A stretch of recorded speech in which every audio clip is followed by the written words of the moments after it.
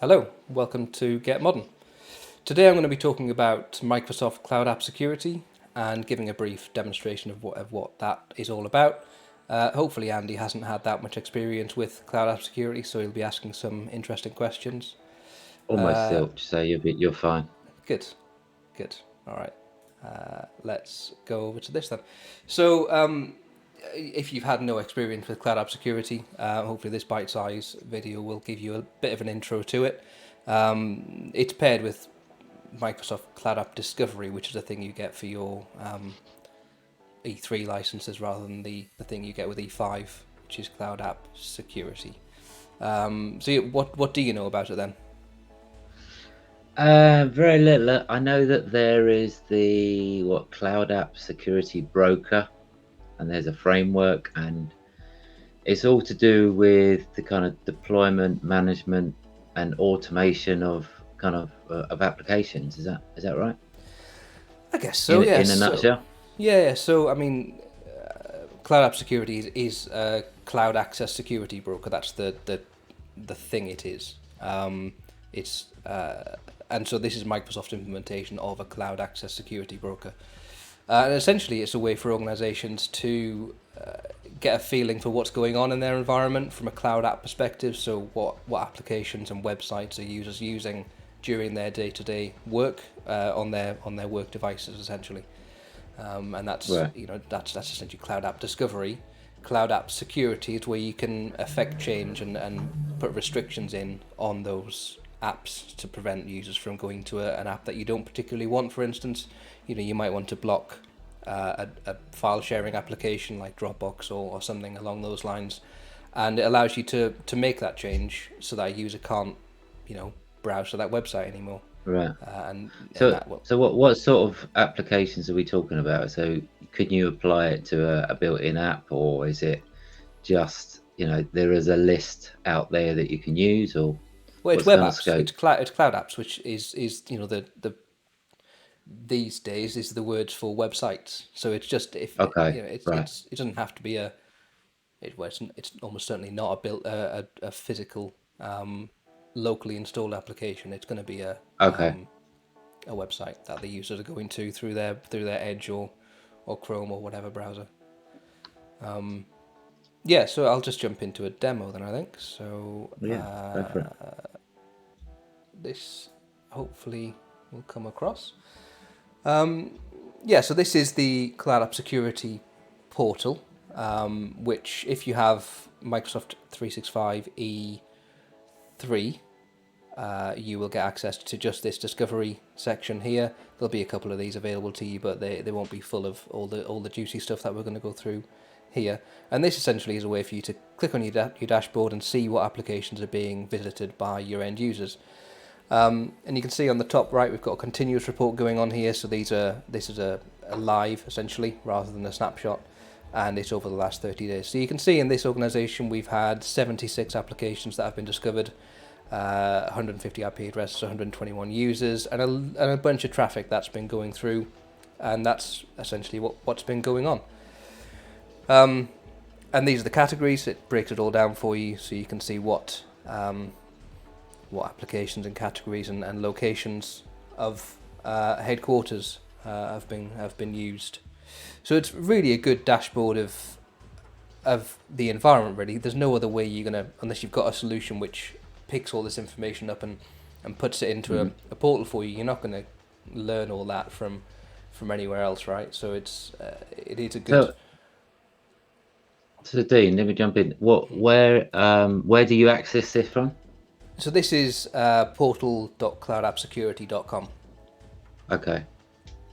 And the information itself is gathered from something like Defender for Endpoint or Zscaler, something that's installed on the endpoints to essentially capture that information. It's like, with Defender for Endpoint, it's a bit more automated, but Zscaler and other web filters and stuff will be able to capture this information for you and stick it into this portal for you to analyze. Right. Okay.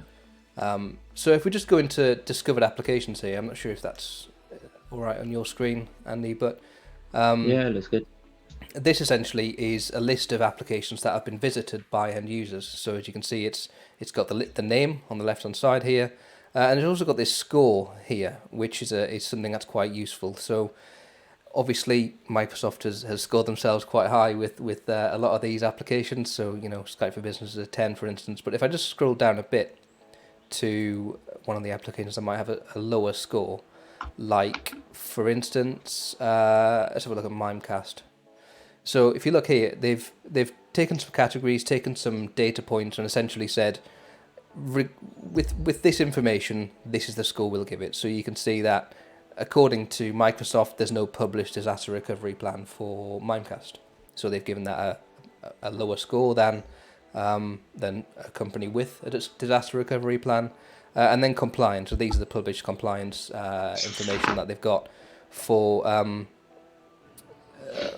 various the various bodies that will assess compliance. So unfortunately, in this case, they've got a 4 out of 10, and that gives them an overall 7 out of 10. And so this gives you a way as an admin to quickly understand what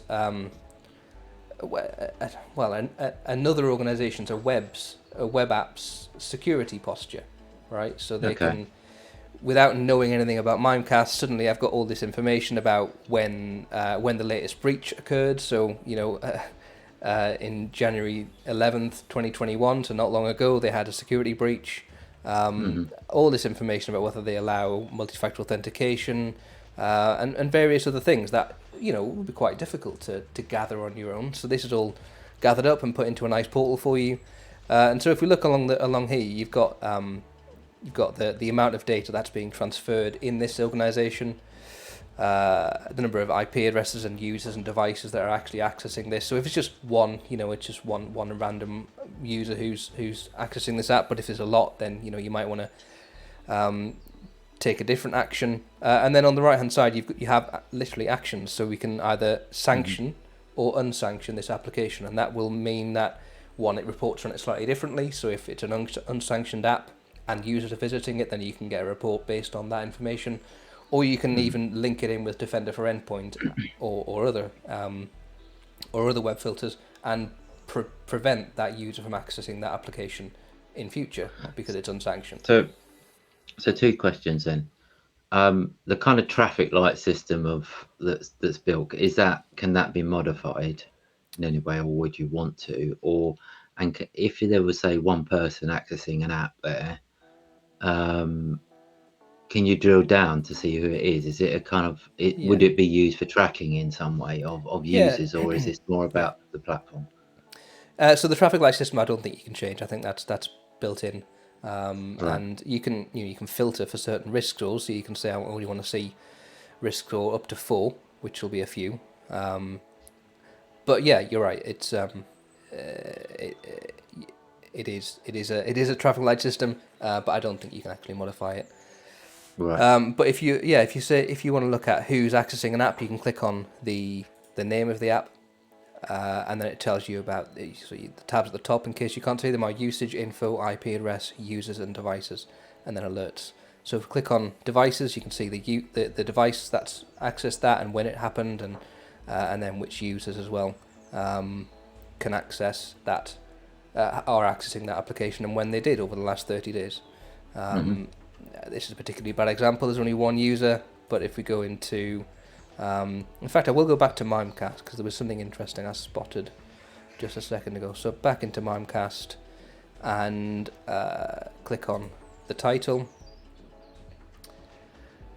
Then, so there's 2 active users, and they are these 2 people here. And if we click on alerts, there was an alert. There was an alert that came in. Maybe not.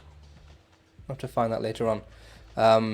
But yeah, you can drill down and see which users are accessing it and when, and how much data they transferred and all that kind of stuff. So you could see, for what instance, they're accessing on, what device they're accessing it on, and stuff like that. Yeah, what device they were using when they did. But it would be a way to find out if lots of data is being sent up there. So if your users are trying to bypass your security, your Microsoft information protection policies by putting data into a different website and sharing it that way, then this is a good way to get to kind of gather that information Yeah, yeah. And if necessary, completely block the cloud app by making it unsanctioned. Yeah, Yeah, yeah. I guess I mean, like in some ways, lots of companies block the use of kind of Gmail and what have you, don't they? From they just yeah. what, especially on a corporate device. Yes, indeed, yeah. So this is the cloud app discovery section here, and if you look just at the bottom of this pane, you've got cloud app catalog, and this is essentially Microsoft's catalog, literally, of websites that they have categorized and scored in the same one that we just Hmm. saw. So there's only a few applications that have been discovered in this organization, but you can see there are 3.2 thousand hosting services that are categorized by Microsoft in the same way. So you no longer need to worry about whether you trust a certain application because of what you've heard about it. You can just use Microsoft Score to Yeah, to make a decision based on that, and you can block all well, you can unsanction all applications less than a certain risk score, for instance, yeah, yeah. which would be a very broad brush, but you could technically. So it's kind of in a way you're verifying the your platform by what you regard as risky or not, and so it Mhm. kind of like threat defense in a way, for applications. Yeah, yeah, I guess so. Yeah. Yeah. If we jump into the investigate thing here, so we've got just run through them, so you can see who did what essentially on these cloud apps. So if I was just to go to Mimecast, no, can't do Mimecast. These are Microsoft apps. So you can see what happened in various SharePoint and OneDrive related services. Um, Hmm. yeah, it's filling up with data, um, and And that's do you in. know, is this information fed into a seam, or is it, self-contained? Would you, what's, what kind of reporting can you do, analysis? Is it self-contained in itself, or can you feed into other things? Yeah, well, this certainly holds data for 30 days and obviously analyzes it, as you can see. Right. You will be able to put this into an event hub or SIEM service Yeah. to retain that for longer, perhaps, or to analyze it and do more stuff on it.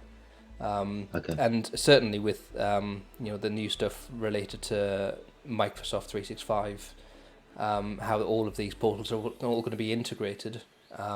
Then you can link which applications were visited, what was downloaded, where was it downloaded to, and all that kind of stuff can be linked into this kind of thing.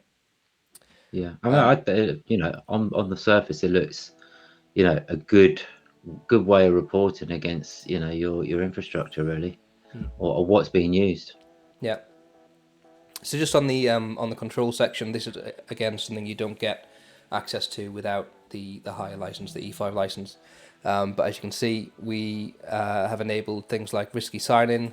So go into this, and you can see that an alert will be triggered with if there's a minimum severity of high. So if something goes on with the user's risk, then it'll trigger this alert. Hmm. And if we go into where has it gone? Created one just a little while ago.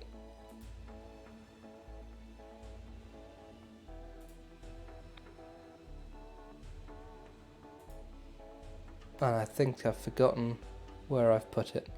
Where was it? What are you looking for? I created the impossible travel one. So I personally use a VPN when I access, well, just as standard, and it changes my location between the UK and Ireland, unfortunately. So I kept getting triggered as having an impossible travel alert. Essentially, every time I logged in, I was either in the UK or Ireland, and so we modified this to only trigger on firstly on successful sign-ins, because that's the Right. default is successful sign-ins and non-legacy failed sign-ins. So that was one thing, and also to only trigger, not trigger for me. So I removed myself from the group because it was just annoying. I think I've since put myself back in the group there. I've moved it to all users and groups. But essentially, what you can do is use this to, change what you're alerted on, who gets the alert. So if it's a high risk thing, you might want to get an alert sent to your team, or you could get it sent as a text message if it's something that you really want to be alerted on. So Dean, if you run a discovery, and that will give you, your footprint of what's being used, where people are going, etc. Can you add something in proactively? So say, for example, Gmail wasn't in there. Can you just add it in and pre-configure how you want it to work or how you want it to act? Yeah, all right. So in the Cloud App Catalog, like I said, you can search for, I don't know if it's called Google or Gmail. It might be called Gmail. Google. See, I can see Google there. Yeah. Oops. Gmail. Yeah. So it's got a high score, but if you did want to block it, then you could just click on tag as unsanctioned. No one has visited Gmail in the organization yet because it's not in my cloud, in my dashboard and discovered applications.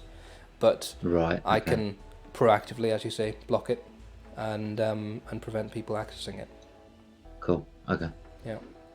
So I want to quickly touch on the governance actions that I missed off earlier on. So impossible travel, obviously we get an alert whenever something like that happens, which is good. But then you can also do a governance action. So if there was a successful sign-in with the impossible travel thing triggered, so I've logged into my account successfully in London, and then immediately or very shortly afterwards logged in the States, for instance. That's not possible technically unless you're using a VPN or someone's trying to get into your account from that other location. So in this case, you can notify the user and perhaps suspend the user or confirm they're compromised. These would be a bit harsh, given that it gets triggered accidentally now and again if the user uses a VPN or if something goes wrong with the ISP. So you probably wouldn't want to do that. I mean, you might want to notify the user. You certainly want to notify an admin if there's a successful login in a different country with the impossible travel scenario ticked, and then again you can do the same in Office 365. So yeah. So it's kind of like it got built-in conditional access then. Yeah, essentially, yeah. It's very similar kind of controls, but very specifically about individual scenarios. There's plenty of templates you can look through.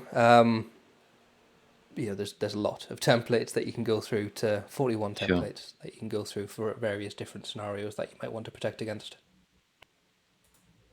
That's good.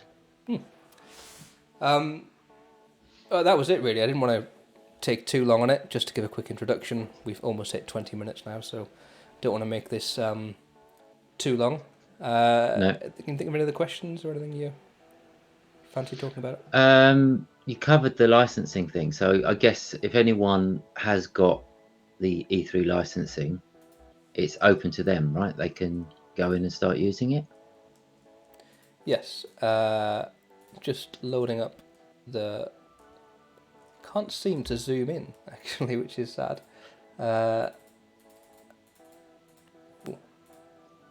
Just trying to zoom in on the.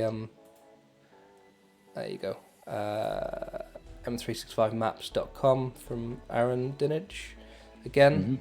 And this is it. So you get Cloud App Security with your E5, EMS E5 or E5 Security. So this vertical here, Cloud App Security there.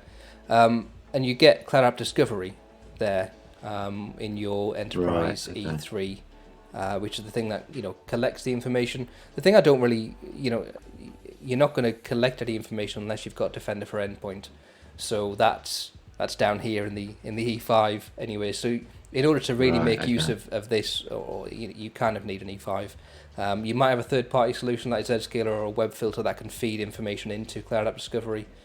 But ideally integrate with this. And the other thing you get with Defender for Endpoint is Cloud App Security integration, which you do need this C5 thing for. Well, I guess if you have got some form of proxy out there or other hardware that is kind of limiting where you can go and what you can see, at least the discovery will give you a verification of what you configured elsewhere to a certain extent. Yeah, but and then you can make it. There are a lot of these web filters that do integrate with a CASB, so you might find that it can actually integrate with it fully. Microsoft provide, when you want to block a certain application, you can get it to create you a script of how to block that in your third party environment like Zscaler or something, because it won't be done automatically in anything other than Defender for Endpoint. Right. Okay. Yeah. I like that. Good. Well, as I said, this is a bite-sized video, so hopefully you've enjoyed. What are we looking at next, Andy? Oh, I would guesstimate that it's probably going to be something coming out of Ignite, isn't it? Yeah. There's a few interesting things coming out of Ignite actually on the Windows 10 side. Yes. Which I've been picking up on. So yeah, I think we need to have a chat and then make a decision. There's probably a few things we can do actually. Yeah, I've got a list of stuff to look into. It's a lot of security stuff is coming out though. Integrating all the portals together, and yeah, just releasing more and more stuff with security. So definitely something that we're going to be trying to look at and get some more videos out there. But no, thank you for watching. If you have, and please like and subscribe. Yeah, thanks very much, everyone. Thank you.